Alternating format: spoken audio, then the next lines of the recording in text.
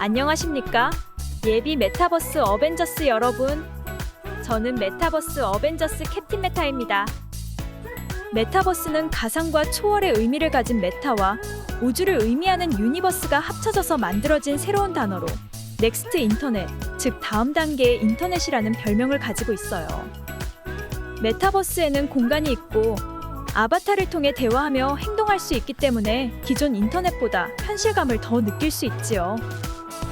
가상현실, 증강현실, 인공지능 등의 기술을 통해 현실 세계와 가상 세계가 하나로 연결되는 메타버스는 기존 인터넷보다 더 효과적으로 이용되고 있고요. 우주 체험, 재난 체험 등 현실에서는 할 수 없는 것들도 경험해 볼 수 있어서 활용도 역시 매우 높아지고 있어요.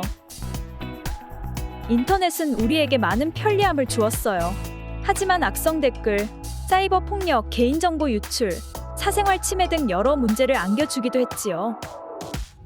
다음 단계의 인터넷인 메타버스에서는 이러한 인터넷의 단점이 반복되면 안 되겠지요? 메타버스를 건강하고 안전한 곳으로 만들기 위해서는 우리 모두의 노력이 필요해요. 그래서 대한민국 과학기술정보통신부와 정보통신산업진흥원은 건강한 메타버스를 위해서 마법의 나무를 심기로 결심했어요. 그러기 위해서는 먼저 나무가 중심을 잡고 잘 자라게 하기 위한 땅이 필요했어요. 그래서 자기 자신을 잘 이해하고 자신이 얼마나 소중한지 깨달으며 자신이 어떤 역할을 해야 하는지 알 수 있도록 온전한 자아라는 땅에 나무를 심었어요.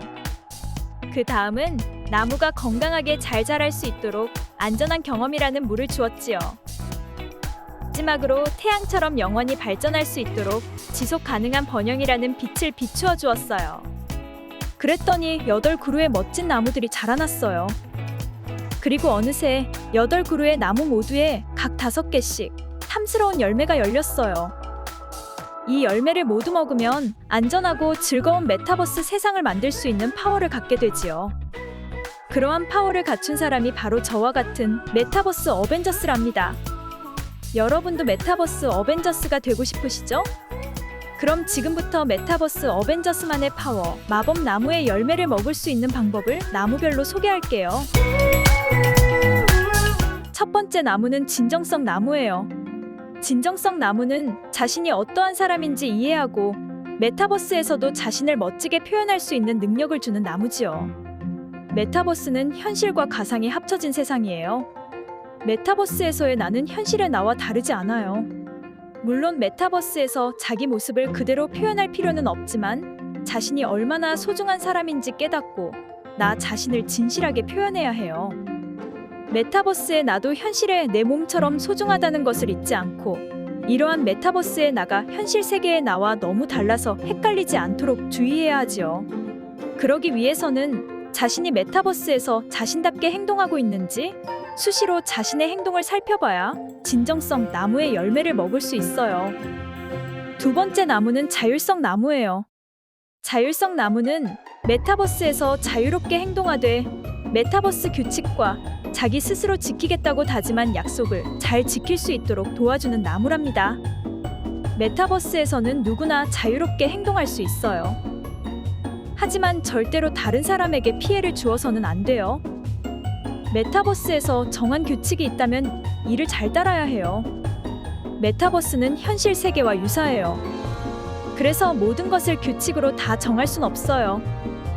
그렇기 때문에 현실 세계처럼 스스로 알아서 책임감 있게 행동할 수 있어야 해요. 마치 신호등이 없는 횡단보도에서는 마음대로 도로를 건널 수 있지만 차가 오는지 스스로 잘 살피고 안전하게 건너야 하는 것과 같아요. 메타버스에서 자유롭게 표현하고 행동할 수 있지만 이러한 표현과 행동에는 책임이 따른다는 것을 잊어서는 안 돼요. 또한 나의 자유만큼 다른 사람들의 자유도 소중하기 때문에 다른 사람들의 자유를 방해해서는 안 돼요. 그래야 자율성 나무의 열매를 먹을 수 있어요. 세 번째 나무는 호혜성 나무예요. 호혜성 나무는 메타버스에서 나의 이익뿐 아니라 다른 사람의 이익까지도 생각하며 행동할 수 있는 그런 능력을 주는 나무지요. 메타버스에서는 창작 활동을 할 수도 있고 많은 것을 배울 수도 있어요. 이러한 활동은 나에게 도움이 되지요. 다른 사람들의 창작물을 존중해야 하고 함부로 이용하거나 따라서 만들면 안 돼요. 때로는 양보할 줄도 알아야 하지요. 오늘 내가 조금 양보하면 상대방은 그걸 기억할 것이고 다음번엔 상대방이 양보해 줄 가능성이 높아지지요. 그러면 서로 양보하면서 더 좋은 관계를 유지할 수 있어요. 이렇게 메타버스에서 다른 사람들과 협력하면서 믿음을 줄 수 있도록 행동하고 서로 도움이 되고자 노력해야 해요. 그럼에도 불구하고 만약 이러한 과정에서 다툼이 생긴다면 자신이 먼저 마음을 열고 화해하기 위한 노력을 하는 것도 필요하지요. 그래야 호혜성 나무의 열매를 먹을 수 있어요. 네 번째 나무는 사생활 존중 나무예요. 사생활 존중 나무는 메타버스에서 자신의 사생활을 지키고 타인의 사생활을 존중하며 사회적 거리를 유지하는 멋쟁이로 만들어주는 나무지요. 누군가 허락 없이 내 방에 들어와서 내 물건을 만지면 기분이 좋지 않겠죠? 메타버스도 마찬가지예요. 아무리 떳떳한 내용이라 하더라도 사생활은 당사자의 동의 없이 공개되어선 안 돼요. 그리고 잘 모르는 사람이 너무 가까이 다가오면 불편한 것처럼 메타버스에서도 마찬가지랍니다. 잘 아는 사이라 하더라도 부담스럽지 않을 만큼 적정한 거리를 지키는 것이 필요해요.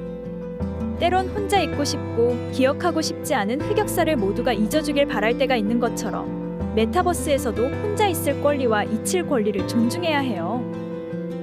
이렇게 메타버스에서도 사생활을 존중해야 한다는 것을 명심해야 하며 실수로 다른 사람의 사생활을 침해하지 않도록 주의를 기울여야 한답니다. 그래야 사생활 존중 나무의 열매를 먹을 수 있어요. 다섯 번째 나무는 공정성 나무예요. 공정성 나무는 메타버스에서 누구나 공정하게 기회를 얻을 수 있는 힘을 줘요. 만약 내가 그린 그림이 다른 어른이 그린 그림보다 훨씬 더 멋진데 단지 어리다는 이유로 어른이 상을 받는다면 기분이 어떻겠어요? 기분이 그리 좋진 않겠지요? 어리다는 이유로 차별을 받는 것은 공정하지 않기 때문이에요. 이처럼 메타버스에서는 누구에게나 공정한 기회가 주어져야 해요. 그런데 여기서 잠깐 공정한 것과 평등한 것은 달라요. 한 모둠에서 모둠 활동 점수를 똑같이 받는 것은 평등한 것이지요. 하지만 특별히 더 열심히 준비한 모둠에게 더 높은 점수를 준다거나 같은 모둠이라고 하더라도 다른 친구들보다 모둠 활동하는데 더 많이 기여하고 노력한 친구에게 보너스 점수를 주는 것은 마땅한 것이지요. 여기서 모두에게 똑같이 점수를 주는 것은 평등이고 열심히 한 친구에게 더 많이 주는 것은 공정이에요. 공정에 대한 이런 의미를 이해하고 메타버스에서 공정하게 경쟁하며 공정한 메타버스 세상을 만들기 위해 노력해야 해요. 그래야 공정성 나무의 열매를 먹을 수 있어요. 여섯 번째 나무는 개인정보 보호 나무예요. 개인정보 보호 나무는 메타버스에서 자신과 다른 사람의 개인정보를 잘 보호할 수 있는 능력을 준답니다. 개인정보는 이름, 전화번호, 주소처럼 누구의 정보인지 알기 쉬운 일반 정보뿐 아니라 메타버스 접속 기록, 아바타의 행동한 기록, 창작 활동 기록 등 메타버스에서의 활동 정보도 포함된답니다. 이러한 개인정보가 나쁜 사람들 손에 들어가면 보이스피싱 같은 범죄 등에 사용될 수 있어요. 그러니 나의 개인정보뿐 아니라 내가 알고 있는 다른 사람의 개인정보도 누군가에게 노출되지 않도록 주의를 기울여야 해요.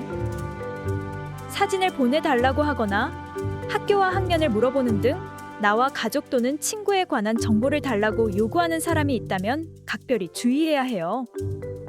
만약 자신의 개인정보를 전달해야 할 상황이 발생하면 먼저 선생님이나 부모님께 상황을 설명하고 확인 후 전달해야 해요. 그렇다고 선생님이 수업에 필요한 정보를 요구하는데 거부하거나 수행활동으로 설문에 응해야 하는데 정보 작성을 거부하는 것은 바람직하지 않아요. 나의 정보가 믿을 수 있는 사람에게 올바르게 사용되는 것이라면 열린 마음으로 기꺼이 정확한 정보를 제공해야 해요.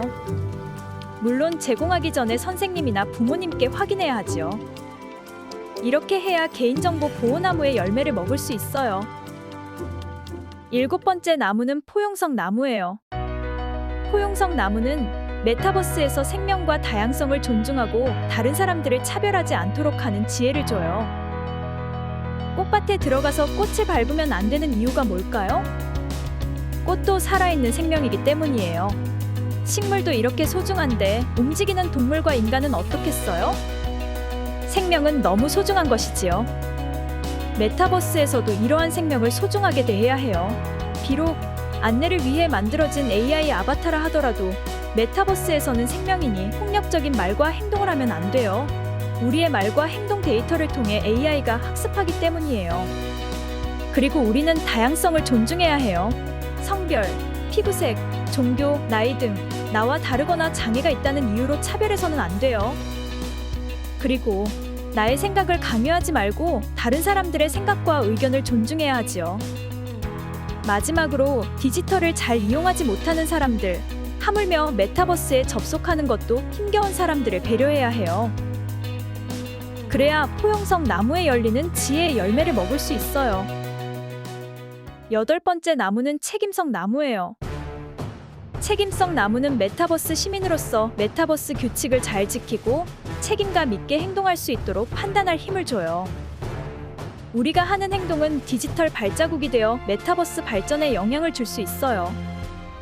그러니 메타버스가 더욱 멋지게 발전하도록 하려면 책임감을 갖고 행동해야 하지요. 그래야 우리의 동생들이 멋진 메타버스 세상을 경험할 수 있어요.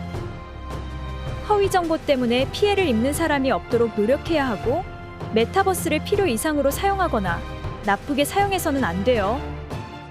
메타버스에서 다른 사람에게 신뢰를 얻을 수 있도록 행동하고 만약 문제가 생겼다면 모두 기분 좋게 문제를 해결하도록 노력해야 해요. 이렇게 책임감 있게 행동해야 책임성 나무에 열린 열매를 먹을 수 있어요. 자, 어때요? 메타버스 어벤져스가 되기 위한 열매를 먹기 위해서 어떻게 해야 하는지 아셨죠? 이렇게 8개의 나무에 열린 열매들을 모두 먹으면 훌륭한 메타버스 어벤져스가 될 수 있어요. 그럼 저는 여러분 모두가 메타버스 어벤져스가 될 것이라 믿고 다시 메타버스 세상으로 돌아가도록 하겠습니다. 여러분 안녕!